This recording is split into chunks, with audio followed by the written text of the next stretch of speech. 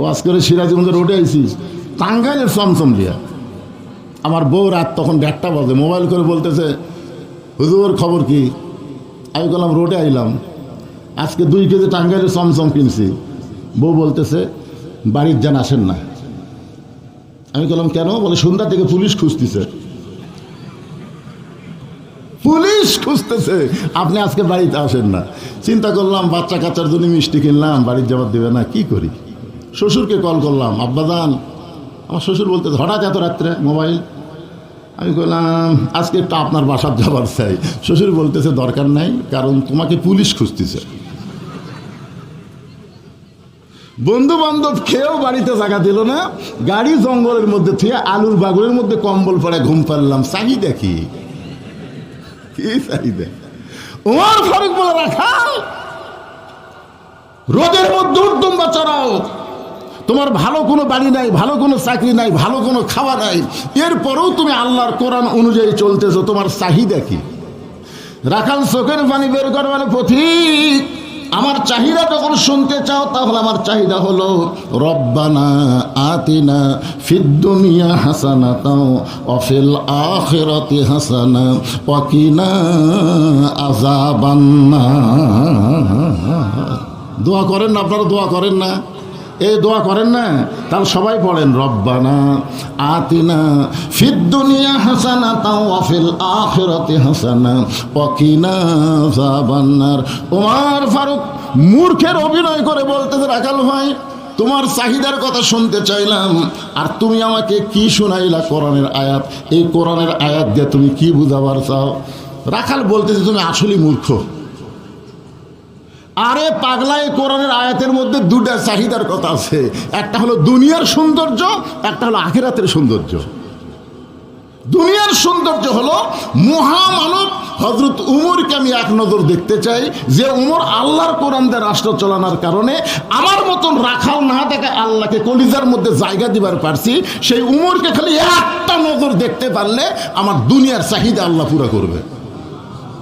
আমার 2 নম্বর চাহিদা হলো আমি রাখাল যখন মরে যাব, অধম রাখালকে আল্লাহ যেন জান্নাত দেন। ওমর ফারুক দৌড়ে গিয়ে রাখালের হাতটা খফ করে ধরে এভাবে 3টা চুমা খেয়ে বলতেছে রাখাল ভাই, তোমার 2 নম্বর চাহিদা আল্লাহ পুরা করছে, মরার সঙ্গে সঙ্গে আল্লাহ তোমাকে জান্নাত দিবে। আপনারা সুবহানাল্লাহ কন, কিন্তু রাখাল সুবহানাল্লাহ কয় না। ওমর ফারুক বলে রাখাল সুবহানাল্লাহ বলো। রাখাল সুবহানাল্লাহ বলে না, সঙ্গে সঙ্গে উমর ফারুক আল্লাহর কোরআন তেলাওয়াত করতেছে, ইন্নাল্লাযীনা ক্বালু রাব্বুনাল্লাহু সুম্মা ইসতাকামু তাতানাজ্জালু আলাইহিমুল মালাইকা আল্লা তাখাফু ওয়া লা তাহজানু ওয়া আবশিরু বিল জান্নাতিল্লাতী কুনতুম তুআদুন। এরপরেও রাখাল মাটির দিকে তাকা থেকে সুবহানাল্লাহ কয় না। ওমর ফারুক বলে কে রাখালাই, মরার সাথে সাথে আল্লাহ তোমাকে জান্নাত দিবে, সুবহানাল্লাহ কও না কেন?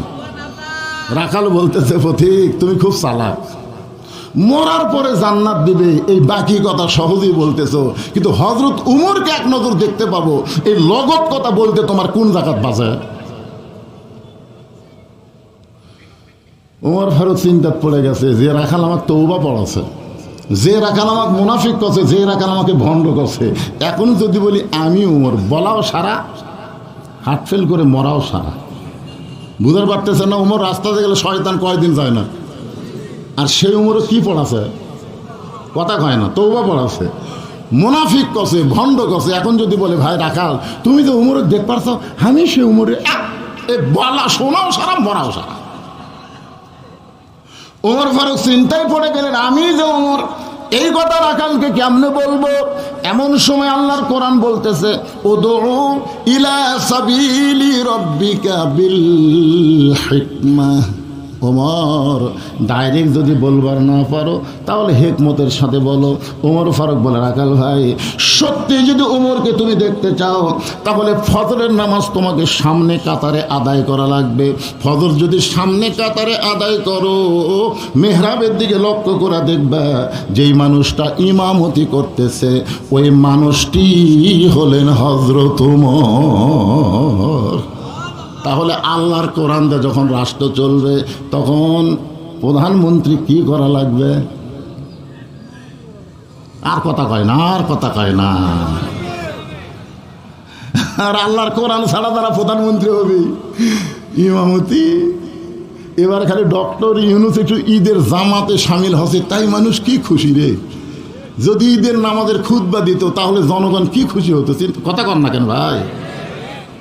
আল্লাহর কোরআনটা যখন বাংলাদেশ চলবে তখন দেশের প্রধান দেশের বড় ঈদগার খতিব হবে, বড় মসজিদের খতিব হবে। জোরে করে কথা কর না কেন? খতিব হলে কি হবে? অর্ধ পৃথিবীর খলিফা হযরত ওমর খতিব খুতবা দিচ্ছে, মাঝখান থেকে একজন দাঁড়ায় বলতেছে বন্ধ করেন, খুতবা বন্ধ করেন। ওমর ফারুক বললেন বন্ধ কেন? বলে আমাদেরকে খাটো পাঞ্জাবি দিয়ে আর আপনি লম্বা জুব্বা পরে খুতবা দিচ্ছেন। যতক্ষণ পর্যন্ত জুব্বা কেমনে লম্বা হলো এটা না বলবেন ততক্ষণ খুতবা শুনবো না। বাংলাদেশের মতন ৯৬টা দেশের খলিফা, আল্লাহর কোরআন দিয়ে রাষ্ট্র চলে, একটা মুসল্লি পর্যন্ত খুতবা আটকা দিছে। এটাই হলো আল্লাহর কোরআন। জোরে কোন কথা ঠিক কিনা? ওমর ফারুক বললেন, রাখাল সত্যি যদি ওমরকে দেখতে চাও তাহলে ফজরের নামাজ তোমাকে সামনে কাতারে আদায় করা লাগবে। ফজর যদি সামনে কাতারে আদায় করো, মেহরাবের দিকে লক্ষ্য করে দেখবা যে মানুষটা ইমামতি করতেছে ওই মানুষটি হলেন হযরত ওমর। রাখাল বলতেছে